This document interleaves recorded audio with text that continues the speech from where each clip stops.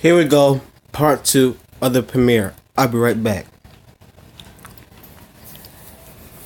If you found something like that these days. Anyway, me and my son were dying to buy a hockey net so we could practice in the cul-de-sac we lived in. For the record, this was before I got that free one I mentioned. Wouldn't you know it, on Craigslist there was an ad for a slightly used regulation-size hockey goal for only $50. It came with a puck and 2 slightly used hockey sticks. I still have a picture of that ad to this day. It seemed like the perfect deal, but he lived about 2 hours away. I called the number he had listed, and he sounded pretty normal on the phone. He had a pretty deep, dark voice, but nothing that would be off-putting. I remember his voice being a bit emotionless. He agreed to meet halfway due to the distance, said he'd put the stuff in the back of his pickup truck. He said he could only come after he got off from work though, which was much later in the day, way past dark. We agreed to meet at some rest stop off the highway. Me and my son, who was 11 at the time, took my wife's minivan, the only car that would be able to fit that huge thing. Within an hour, we were at the truck stop, which was empty at this hour, but was decently lit by 3 big light posts. I parked right under one of the lights and waited. A pickup truck pulled in off the highway right on time. He stopped right in front of me. I went over to his window, but then noticed there was nothing in the back of his truck. "You Steve?" he asked me. "Yep, that's me," I said. "Alright, my buddy's bringing in the stuff with his truck." The guy pulled up behind my car and put it in park. I suddenly had a bad feeling. I told my son to get back in the car and lock every door except mine. 2 more pairs of headlights came off the highway into the lots, surely enough pulling up next to me. And, not surprisingly at this point, there was no hockey equipment in either one of them. My heart was racing. I was worried. Not for me, but for my young son who I for some reason brought with me on this trip. A group of large men mixed with heavy-set and muscular physiques stepped out of the 2 pickup trucks behind the first one. They eyed me from head to toe, giving that typical intimidation stare down. Then this bald guy wearing sunglasses said in a deep voice, "Where's the money?" I instantly pulled out my wallet and handed it to him, begging him to just let me and my son go. He pulled out like $100 and was pissed, expecting more. He then sent 2 of his goons or whatever to get my son. At this point I screamed and begged for him not to take him.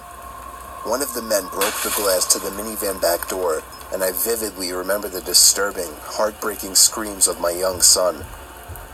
What happened next was what I can only explain to be a miracle from God answering my prayers. A car was entering the lot from off the highway. All the men stopped and turned to look at it. As it got closer, my heart literally dropped in excitement as I saw it was a police car. The lights suddenly began to flash as he got close enough to see what was going on. All of the men were back in their trucks within seconds, speeding off down the highway. Well, at least 2 of them. The truck in the back was caught immediately by the police car, and backup arrived shortly. I explained everything to them, and they got the men that were caught to rat out on the others surprisingly quickly.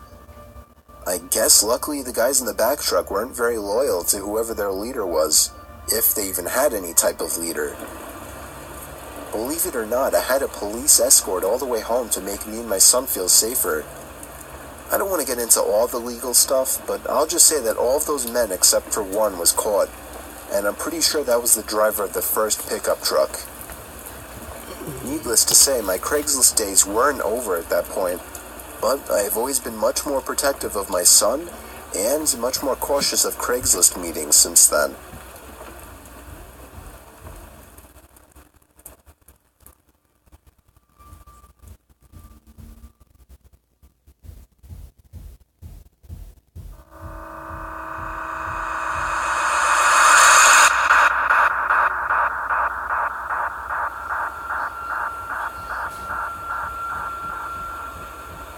There was once an isolated island off the coast of Scotland where 3 lighthouse keepers lived and were responsible for keeping the building intact.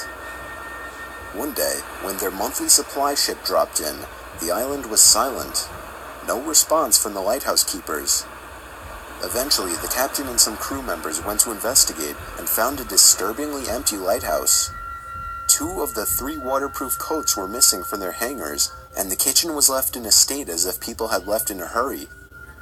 The lighthouse log only added more mystery to the situation. The log described how one of the keepers wouldn't talk, and the other continuously cried for hours. All this pain and fear seemed to be coming from what was referred to as a powerful storm looming in the distance. However, this begs the question, why were they so scared of a simple storm? They should have been safe in the brand new lighthouse, right? The log goes on to talk about how they all sat close together and prayed for the storm to be over. The final log states, "The storm has passed, the skies are calm, and God is over all." Their bodies were never found, and the cause of their death is still a mystery to this day.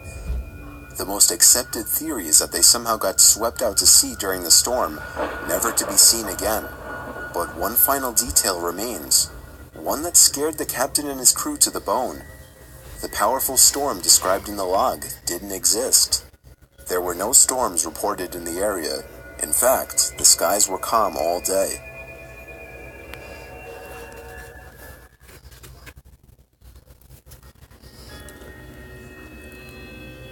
It was 2 years ago. I was called in to do the night shift, 10 p.m. to 4 a.m. at 7-Eleven, since somebody called out. The store was located on a busy road in a rather quiet and rural area. During the night shift, you could expect anywhere from 10 to 20 people come in to buy a beer or something else. This one particular night, there was this one guy, mid-20s, that came in. He started making weird noises, like loud yelling noises. I assumed he had some kind of mental disability. In fact, my brother has a mental disability, so I immediately felt sympathy for the guy. He walked up to the counter without any items, with his head facing me, but his eyes were looking up at the ceiling. I felt uncomfortable. I honestly didn't know how to deal with it. I tried speaking with him, but he only responded in loud noises.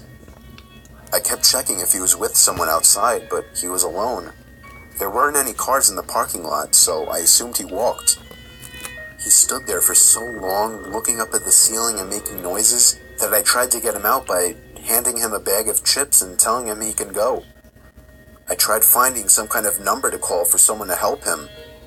Then, out of nowhere, he finally turned around and walked out of the store. I felt so horrible for the man, but at the same time, I felt a bit creeped out. About an hour later, the phone on the counter rang. I picked up to hear the familiar yelling sounds of the man from earlier. It caught me off guard. I didn't know what to think, other than this has to be some kind of prank. I hung up on them and was now becoming paranoid of my surroundings, constantly checking the outside through the windows. Come 4 o'clock, the person working after me came in, finally allowing for me to go home. It wasn't my problem anymore. I got home and threw all my stuff on the table, ready to get to sleep. But my phone rang within a minute after entering the door. I felt a chill run down my spine. Why would someone be calling at 4 a.m.? I could only imagine it was bad news. I braced myself and picked up the phone to hear the man again. I felt sick to my stomach as I listened to the loud noises he made. I struggled to slam the phone to the receiver. All night I felt like I was being watched, even with all the blinds shut. And I could swear I heard strange noises coming from all over my house. I refused to get any sleep until the sun came up.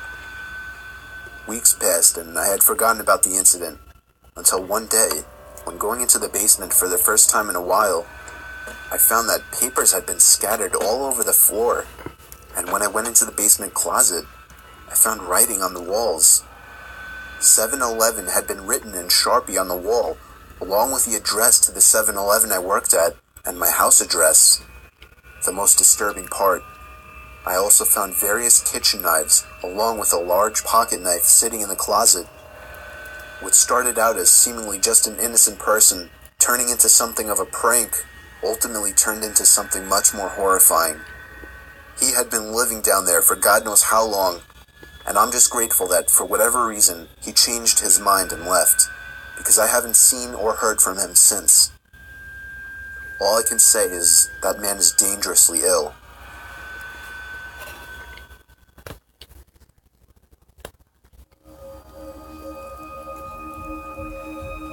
About 5 years ago, I lived downtown in a major city in the US. I've always been a night person, so I would often find myself bored after my roommate, who was decidedly not a night person, went to sleep. To pass the time, I used to go for long walks and spend the time thinking. I spent 4 years like that, walking alone at night, and never once had a reason to feel afraid. I always used to joke with my roommates that even the drug dealers in the city were polite.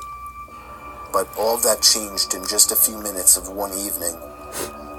It was a Wednesday, somewhere between 1 and 2 in the morning, and I was walking near a police-patrolled park quite a ways from my apartment. It was a quiet night, even for a weeknight, with very little traffic and almost no one on foot. The park, as it was most nights, was completely empty. I went down a short side street in order to loop back down my apartment when I first noticed him. At the far end of the street, on my side, was the silhouette of a man dancing. It was a strange dance, similar to a waltz, but he finished each box with an odd forward stride. I guess you could say he was dance walking, headed straight for me. Deciding he was probably drunk, I stepped as close as I could to the road to give him the majority of the sidewalk to pass me. The closer he got, the more I realized how gracefully he was moving. He was very tall and lanky and wearing an old suit. He danced closer still until I could make out his face. His eyes were open wide and wild, head tilted back slightly, looking off at the sky. His mouth was formed in a painfully wide cartoon of a smile. Between the eyes and the smile, I decided to cross the street before he danced any closer. I took my eyes off of him to cross the empty street. As I reached the other side, I glanced back, and then stopped dead in my tracks. He had stopped dancing and was standing with one foot in the street, perfectly parallel to me. He was facing me, but still looking skyward, smile still wide on his lips. I was completely and utterly unnerved by this. I started walking again, but kept my eyes on the man. He didn't move. Once I had put about half a block between us, I turned away from him for a moment to watch the sidewalk in front of me. The street and sidewalk ahead of me were completely empty. Still unnerved, I looked back to where he had been standing to find him gone. For the briefest of moments I felt relieved, until I noticed him. He had crossed the street and was now slightly crouched down. I couldn't tell for sure due to the distance and the shadows, but I was certain he was facing me. I had looked away from him for no more than 10 seconds, so it was clear that he had moved fast. I was so shocked and I stood there for some time, staring at him, and then he started moving toward me again. He took giant, exaggerated tiptoed steps, as if he were a cartoon character sneaking up on someone, except he was moving very, very quickly. I'd like to say at this point that I ran away or pulled out my pepper spray or cell phone or anything at all, but I didn't. I just stood there, completely frozen, as the smiling man crept toward me. And then he stopped again, about a car length away from me, still smiling his smile, still looking to the sky. When I finally found my voice, I blurted out the first thing that came to mind. What I meant to ask was, "What the fuck do you want?" in an angry, commanding tone. What came out was a whimper. What the fuck? Regardless of whether or not humans can smell fear, they can certainly hear it. I heard it in my own voice. That only made me more afraid. But he didn't react to it at all. He just stood there, smiling. And then, after what felt like forever, he turned around, very slowly, and started dance-walking away. Just He like gonna that. charge at you. Not wanting to turn my back to him again, I just watched him go, until he was far enough away to almost be out of sight. And then I realized something. He wasn't moving away anymore, nor was he dancing. I watched in horror as the distant shape of him got bigger and bigger. He was coming back my way. He was coming back my way, and this time he was running. I ran too. What type of run is that? I was off the side road and back onto a better lit road with sparse traffic. Looking behind me then, he was nowhere to be found. The rest of my way home, I kept glancing over my shoulder, always expecting to see his stupid smile, but he was never there. I lived in that city for 6 months after that, and I never went out for another walk. There was something about his face that always haunted me. He didn't look drunk. He didn't look high. He looked completely and utterly insane. And that's a very, very scary thing to see.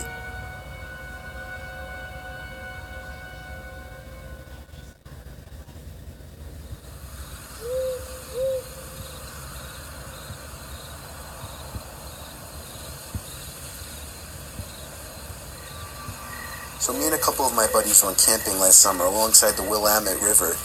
We actually had a decent hike into the deep end of woods. We did some night fishing, listening to music, and basically drank to the point where everything was funny later in the night. I would guess we finally called it a night somewhere past 2 a.m. I shared a tent with one of my buds while the other two shared another tent. We heard them laughing about something.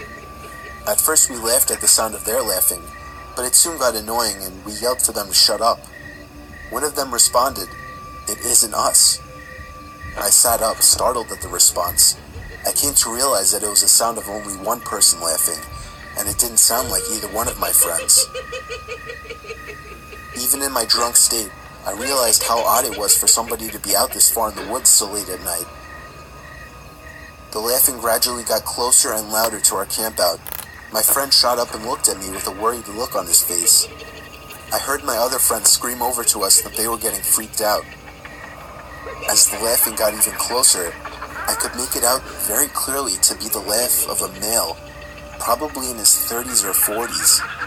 He sounded like he was as drunk as us, messing around with friends, but we only heard his laugh, nobody else.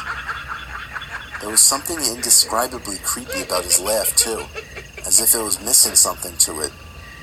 You had to be there to understand what I mean. The laughing was now just at the edge of our campsite. You sounded a joker. But we couldn't hear any footsteps at all. Now that may not seem like a big deal. It was impossible to move through that without making noise. And finally, all of a sudden, the laughing stopped completely. We had no idea where whoever that was standing, as he hadn't made a single stepping sound. We sat there in silence looking at each other. My friend was clearly freaking out, but he was keeping it together the best he could. Finally, something broke the silence.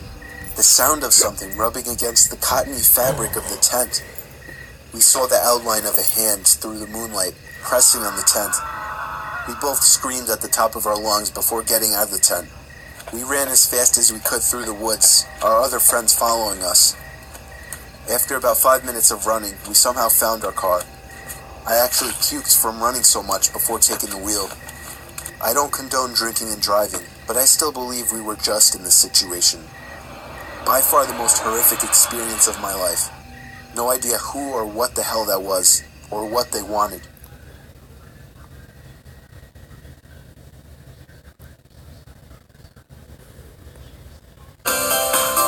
Ah!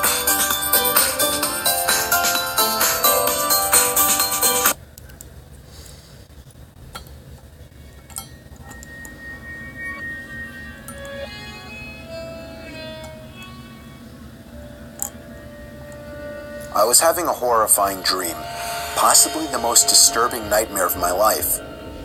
I was in my house, or the closest thing to my house that my dream could produce. Ironically enough, I was in bed in this dream, or at least I can only start remembering past the point of my lying in bed, and all of a sudden, the sound came from downstairs. I walked downstairs in the dark, not turning on any lights, to where I thought the sound was coming from. I was on my middle floor now. The dream was telling me to go downstairs to my laundry room, and so I did. But as I got there, expecting the noise to be louder and closer, it sounded like it was just as far as before. Now I was going upstairs to the kitchen, and it's strange, outside of every window was complete blackness, not general nighttime darkness. There was nothingness. I think all that existed in this dream was my house. Now my dream started to suggest that the banging sounds were coming from upstairs, so I went back upstairs and was eventually led to the attic door. It was surely beyond that door. I opened it. There was an old woman standing by a bunch of boxes. She was slowly but loudly slamming her hand on one of the boxes, producing an unnatural sound. I tried to quietly step back away from the attic, but the old woman turned around, opened her mouth twice as wide as anyone humanly could, reached out her arms, began to scream, and leap toward me. Oh my God. That's when I woke up. I thought it was just a horrific dream, but when I heard a bang coming from downstairs, a bang similar to what I heard in my dream, I felt my heart completely drop. On my way downstairs, there was another bang. It was the front door. I got the butcher knife from my knife holder in the kitchen and crouched behind the door. I was waiting for the next time he would pound on the door, and I would warn him to go away.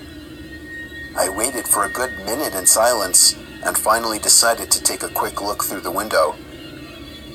There was somebody standing in my driveway. I couldn't tell if he was facing me or looking at me or not, but he was surely the one who was pounding on my door at 4 in the morning. He walked away down the sidewalk moments after he must have noticed me. The pounding on my door was the kind of pounding you would expect from someone trying to break in a door, not to get a house owner's attention. I thought it was just crazy and horrifying that the pounding and banging from this potential robber or killer didn't wake me up, rather became the key point to a horrifying dream.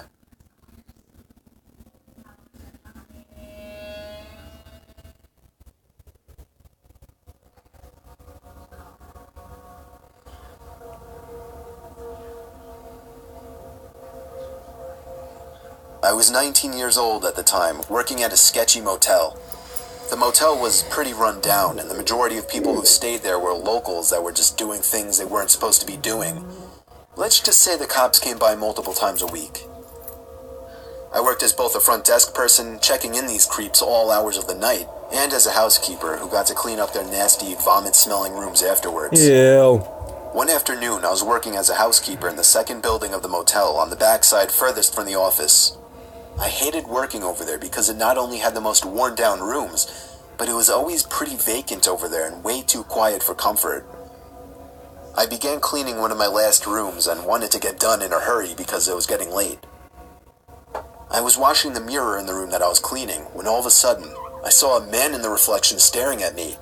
He was mid-50s, dirty, with long, greasy hair. Startled, I screamed, "Oh my God." I told him he scared me. The room I was currently cleaning was vacant, so there was no reason why this man should have been in there watching me clean. However, we just had a meeting on customer satisfaction, and my boss was really pressuring us to be more polite and help the guests any way we could. Sir?" I asked him cautiously. Can I get you anything? Towels?" The man just stared back at me with a crooked grin and held out his hands to me. I thought maybe he was handing me a tip for cleaning his room earlier, but when I looked down, I saw he was holding a $100 bill. Alarms started going off in my head. No one tips $100 on a $40 a night room. The man just smiled and said his name was Terry. He said he was staying in the room next door with his wife Sherry, and sort of joked about their names rhyming. He smelled like car oil and alcohol. When I asked him why he was trying to hand me $100, he laughed deep in his throat and said, "Me and my wife were watching you, and we just wanted to have fun with you." Why? I felt like my heart jumped into my throat. No, I can't do that, sir. I'm sorry." I wanted to run out of the room screaming, but he was blocking the door, my only exit. The man smiled again, taking on a softer tone of voice, and invited me to come into his room to meet his wife, just to talk as friends. I nervously told him no again, and that I had a lot of work to do for the day. I prayed to God he would just go away, and eventually he did. He grunted and walked off in what I assumed to be the direction of his room. My mind began racing. There is no wife, I thought. This man could try and kidnap me. I was 110 pounds at the time and not very strong. He could easily overpower me. I locked the room from the inside and went directly to the phone to call my manager at the front desk, but the phone wasn't working. Adrenaline began pumping through my veins, and despite what I was always told not to do, I was panicking. Did he cut the line? No, I thought. This is a crappy motel. It happens all the time. But I just have to get out. I remembered that I had my cell phone out on my housekeeping card, but that was outside the locked door. I'd have to open the door to get it. I cautiously opened the door to the room that I was cleaning and peered out. I didn't see anyone, so I frantically began searching my card for my cell phone. I was wasting too much time looking for it, so I just decided to run as fast as I could and make a break for the front desk in the office. Then from behind me, I heard the man again, but this time he was screaming to someone else, "She's running, she's getting away." I could hear his shoes slamming against the pavement after me. I quickly turned the corner, grabbed my key card, and let myself into a stockroom and locked the door. Within moments, I heard the sound of the dirty guy and someone else running outside, searching for me. I stayed in that stockroom for 30 minutes shaking until I could no longer hear him searching for me. I finally got the courage to run the rest of the way to the front desk. When I made it there, I collapsed into my boss's arms and he called the police. The man and whoever else was in the room with him peeled out before the cops could arrive, and I was beyond shaken up. According to the police who ran a search, this wasn't the first time he had done something like this, and he was actually wanted for sexual assault, gross sexual imposition, and in the past was once charged with rape. A few weeks later, on what happened to be my birthday, this guy was caught. A few weeks after that, I quit. I will never again work at another motel.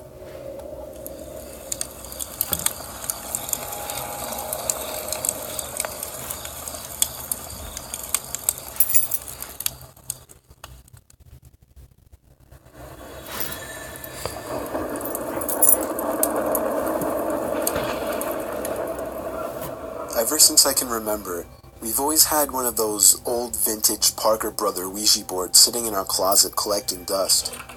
When I was a kid, I always wondered what it was. From the box, it seemed like a horrible board game, until one day I found out what a Ouija board really is, and immediately dug it out of the closet. I insisted on my brother trying it out with me, and eventually got him to play along. We put our hands on the planchette, and I began asking the typical cliché questions like, "Is there anybody there?" and "Can you answer me?" Other than my brother jokingly moving the planchette around to imitate an answer from some kind of entity, there was no real response. After getting bored, we put the game back in the box. I did a little research that night to find out how to make Ouija boards work. Many people said online that the most ideal environment when using a Ouija board is in a dark room only lit by candles. So when my parents weren't home, I managed to gather like 6 or 7 candles and convinced my brother to try it one more time. I lit the candles and set them around the table in the dining room with all the lights out. We tried one more time. I asked again if there was anybody there. The planchette began to move. I told my brother to stop moving it, but he swore he wasn't. I told him to move his hand away, and he did. It kept moving. My brother thought I was messing with him, but I didn't pay attention. The planchette landed on the word yes.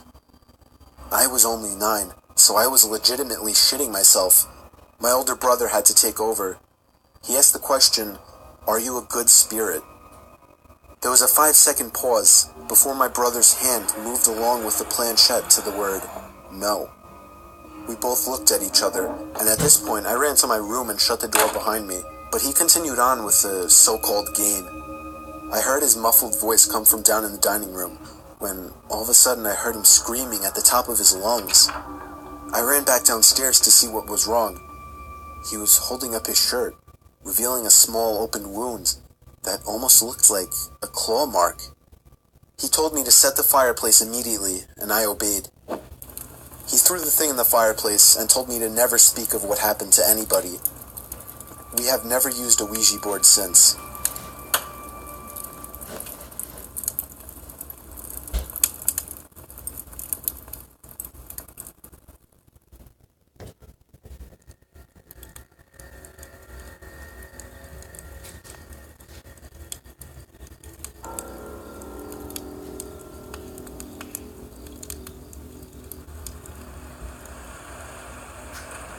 When I was a kid, my parents would sometimes bring me down to my aunt and uncle's place to stay for the weekend. Mainly, I'd spend time playing with my two cousins who were around the same age as me. They lived on a small farm with plenty of open space, and we could run around doing pretty much whatever we wanted. If we thought we could get away with it, the three of us would sometimes cross over to the neighboring farm about half a mile away. It had been abandoned for decades, with a scattering of derelict buildings and other structures still standing on the property, just begging to be explored. This was of course a gold mine for three adventurous young boys such as ourselves, especially after my cousins told me stories about the deaths that took place in the house. It was pretty classic fare. A man goes crazy, axe murders his entire family, hangs himself, returns every night as an angry spirit looking for new victims.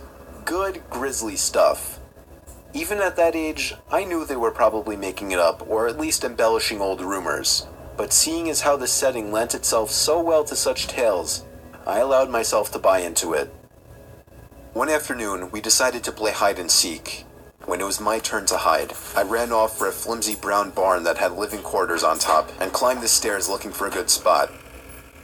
There was still furniture inside, and personal belongings lay scattered across the floor. I maneuvered over broken dishes, tattered clothes, and crumbling books, eventually coming to a small room with a closet. Jackpot. There were even long black dresses still hanging on the rod that I could hide behind. I stepped inside and managed to force shut the folding door. My only illumination was a slit of sunlight that shone through the crack in the door from a nearby window. I crouched down with knees tucked into chest and waited.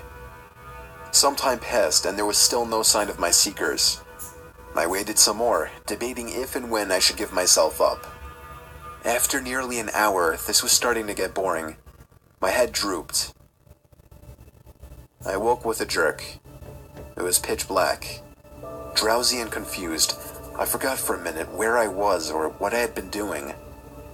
As it came back to me, the realization that it was now nighttime and that I had been abandoned here filled me with sinking dread in the pit of my stomach. I tried to get up, but a sudden cramp in my calf kept me grounded. I squirmed about, waiting for it to pass, when I heard a door slamming shut downstairs, and instantly froze. One of my cousins? There was a brief period of silence, then footsteps at the bottom of the stairs. But not just footsteps, a thud too. After every other step. These weren't the footfalls of a child. They were slow, heavy, deliberate. I held my breath, praying they would go away. They did not. The noises continued to ascend.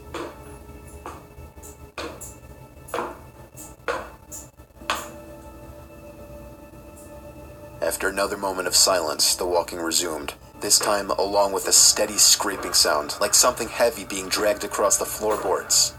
The footsteps made their way through the debris and wandered aimlessly through the various rooms. I thought I could smell something faintly putrid. The constant scrape sent cold shivers coursing down my arms and back. My worst fears were realized when the steps reached the bedroom doorway. They got closer and closer and finally stopped directly in front of the closet door. I couldn't see a thing. After an agonizing pause, they continued on, over to the other side of the room and out the doorway again. They faded away down the hallway. I waited for what seemed like an eternity. There were no more sounds now, and I was trying to build up enough courage to open the door and flee.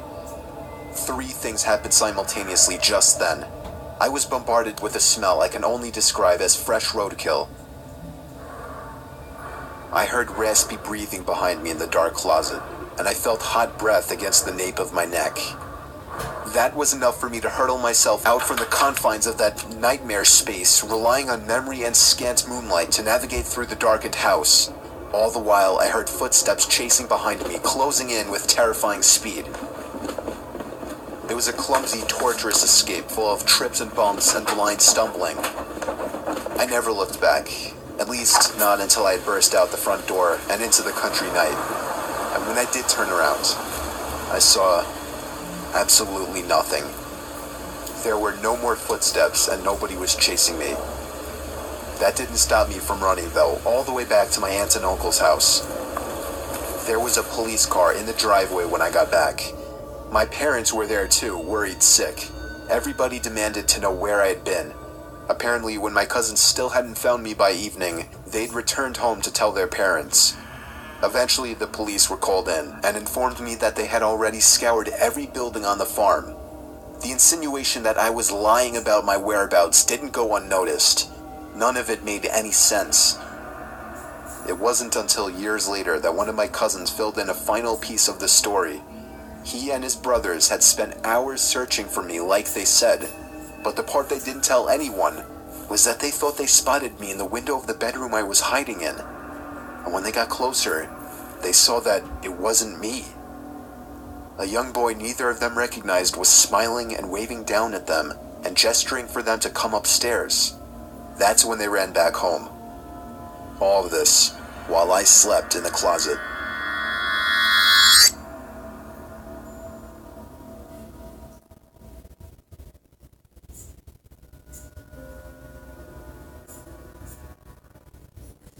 This story took place about 5 years ago on Christmas Eve night.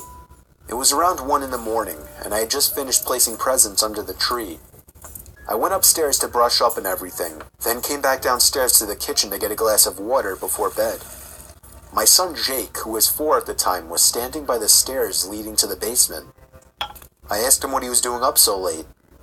He pointed down the stairs and said, "Santa."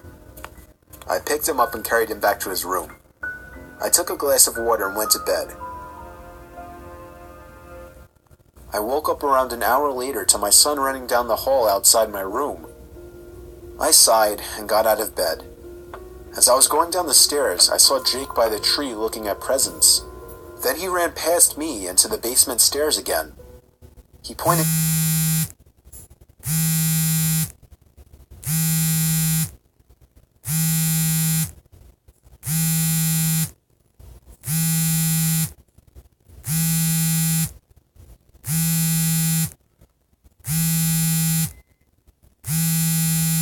down the stairs again.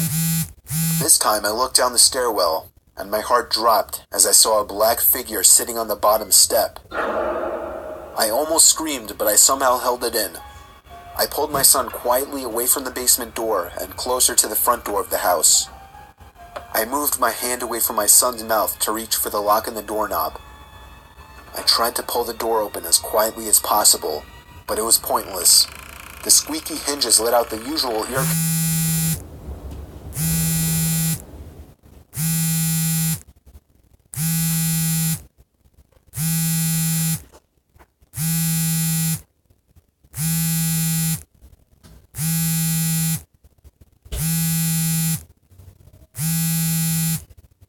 and screeches, and I cringed in my mouth and eyes as I did.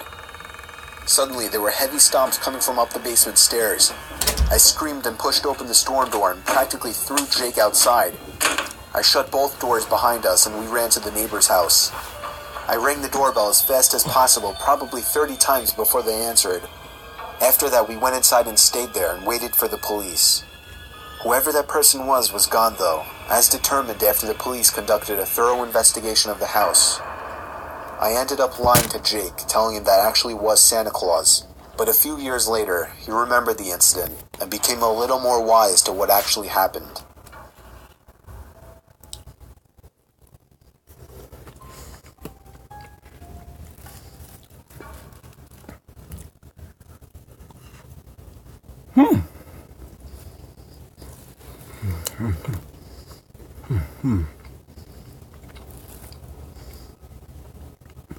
Alright, so make sure I catch you punch the leg button in the face like a boss. Peace.